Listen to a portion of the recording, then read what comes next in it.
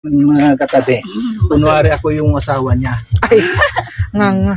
Oh, pwede mo akong interviewin dyan. Sige ba? Oh. Hello po, ate. Hello po, kuya.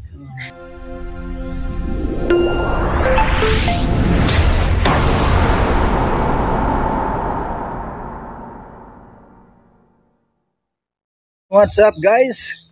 Mga kalingap, mga kapatid. Welcome po sa aking YouTube channel. Ito, ang aking YouTube channel.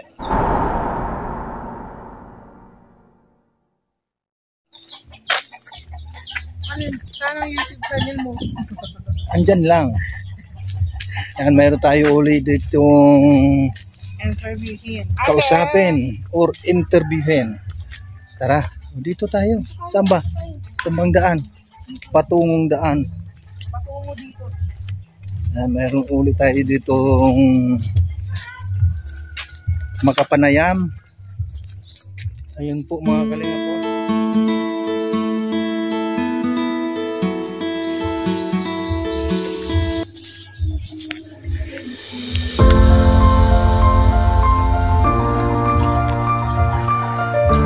Hello ate. Uy, galit ata ka yung gwardiya. Galit yung gwardiya dito mga kaibigan, mga kalingap. Hindi po. Nakikain lang kami. Kumusta ate? Okay. Dito ka ate, kasi madilim. Ganyan maliwanag na. Against the light. Kumusta ang buhay dito ate? Anong pangalan ni ate? Mary Joy po. Mary Joy. Ilang taon si ate Mary Joy? 28. Ha? 28. Oh, bata pa. 28. Parang kalendarya. Ay, kalendaryo pala. Parang kalendaryo ng February ah. Tapos, yung asawa, may asawa ba si ate? Meron. Dalawang asawa niya, be. Oh, paano naging dalawa? Nakagulat ka naman ate. Totoo ba yan ate? Isa lang po. O isa lang. Grabe ka naman dalawa. Pero yung mga anak mo ilan? Isa lang. Isa lang din. Isang asawa, isang anak. Oh, ito kasi si si pangalan nito? Anong pangalan mo, ma'am? Josie po. Ay, Josie. Tapos si ate Mary Joy. oh, nakakalimutan ka agad. Hindi ko makakalimutan kasi Ako. Mary Joy. Ay, nga pala ano sa diet Anong pamumuhay ni ate Mary Jo dito, ate? Wala po, sa bahay lang po. Si kuya, yung asawa mo, anong pamumuhay niya? Ano po, nagtatrabaho. Saan? Anong trabaho niya? Ano lang po, painanti lang. Pahinante.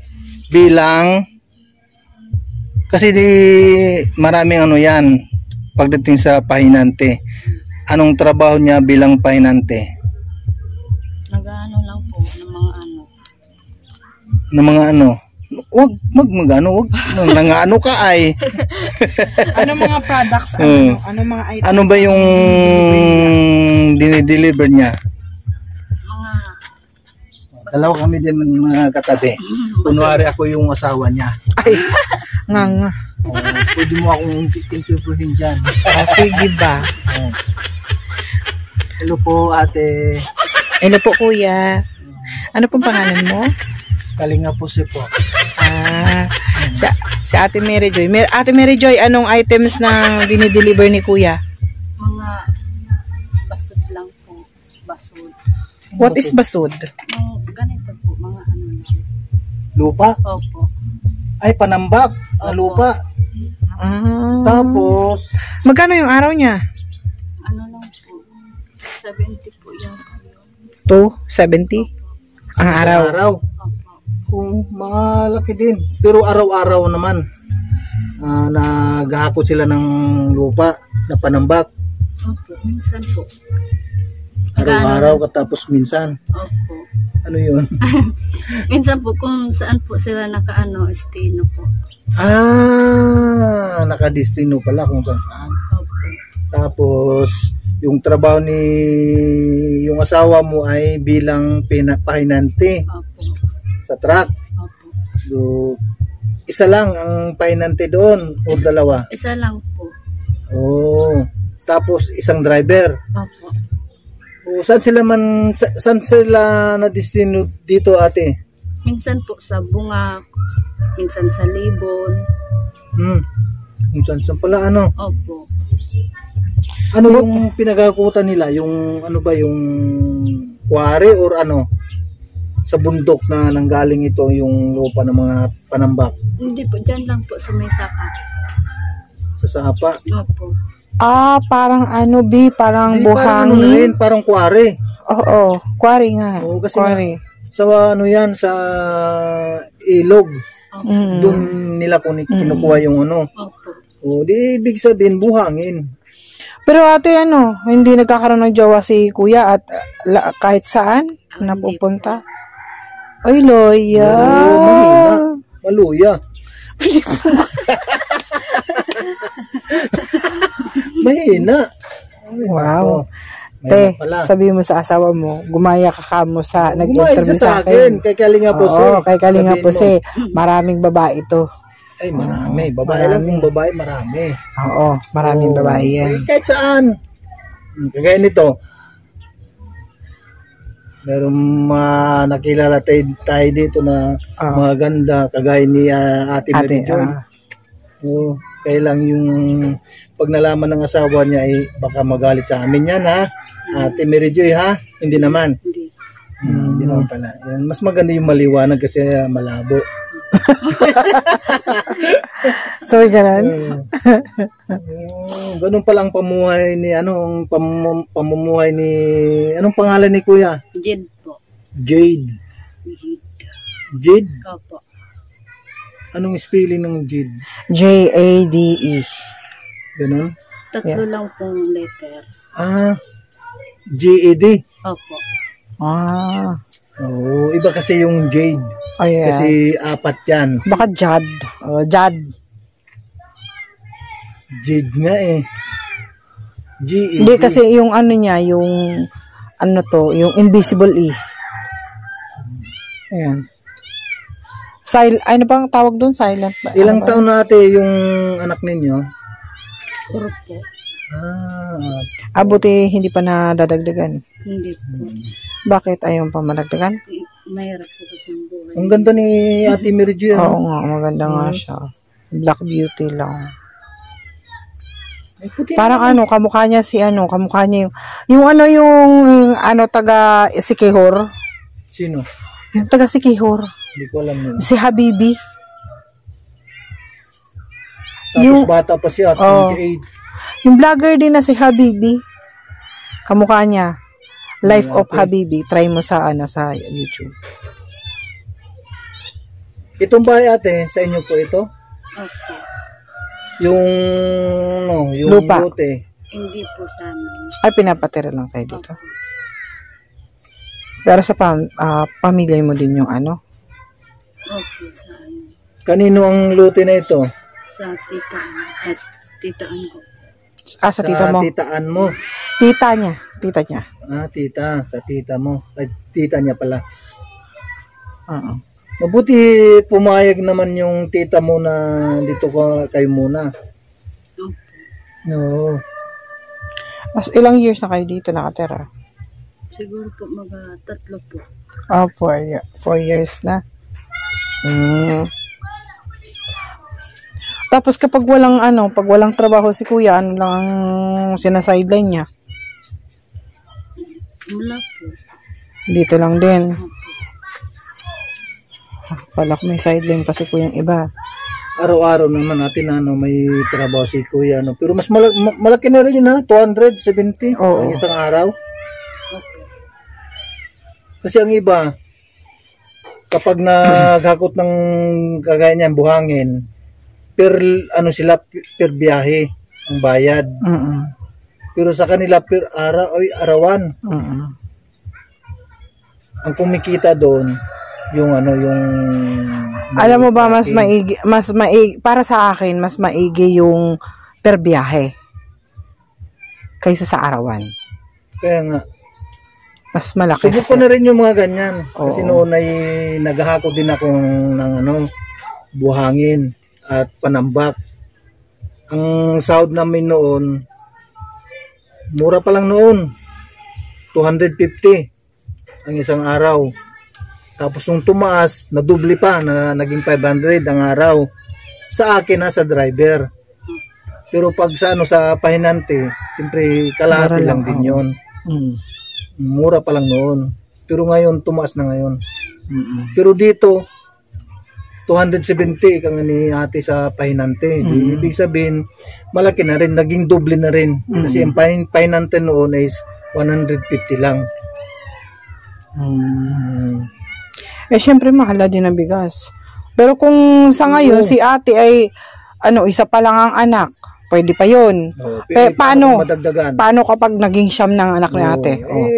Mahirap na. Alam mo kung saan na mahirapan sa pagpaaral. Kasi hindi lang.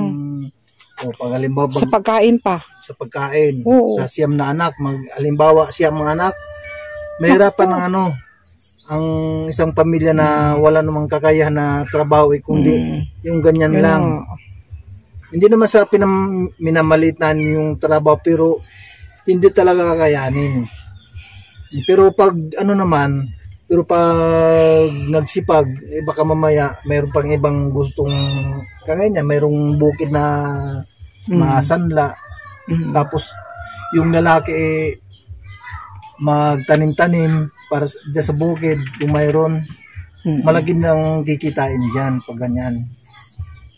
Kayo ate, meron ba kayong lupain na taniman? Pwedeng pagtaniman? Wala. Pero taga dito ka te, taga Tastas.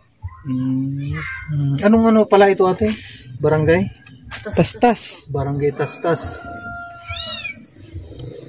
Ang dami pala ditong marami pala dito mga anong tawag doon, recipient ang taga Barangay Tastas. Pero nung pumunta kami sa barangay, indigent, wala man lang silang nirepresahin. Pero ito lang, wala namang problema doon. May nirepair nga sa atin. Yun nga yung sinasabi nga nilang doon pa yung bahay pala doon.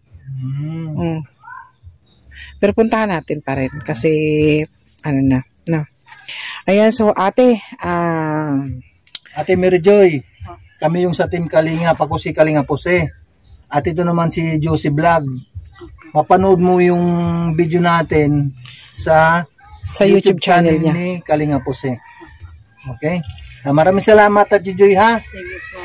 Sa pagpa-unlock na ma-interview ka. At meron pa tayong sa sunod na pagbalik ay baka sakaling mayroong panood nito. At yun, halimbawa mayroong magpaabot ng tulong ay dadalhin namin kagad dito. Ganun lang. Salamat po. Maraming salamat din. Maraming salamat ate. Mary Joy.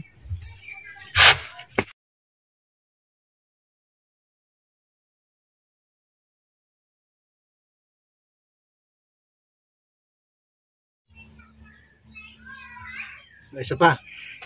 Okay. 1, 2, 3. God first.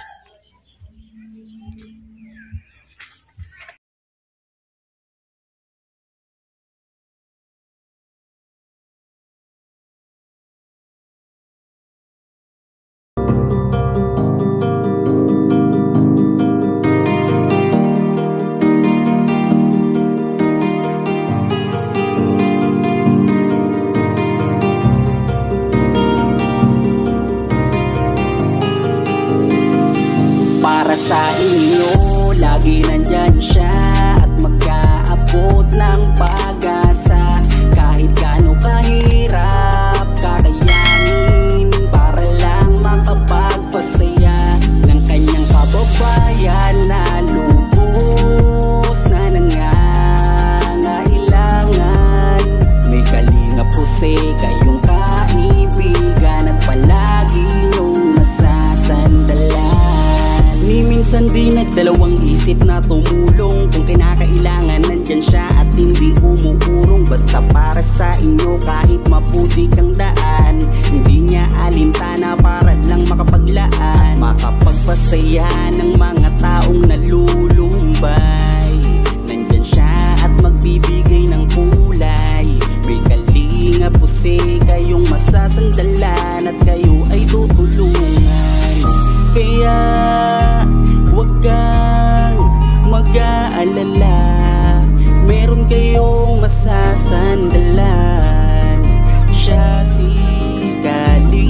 masahin nyo, lagi nandyan siya at mag-aabot ng pag-asa.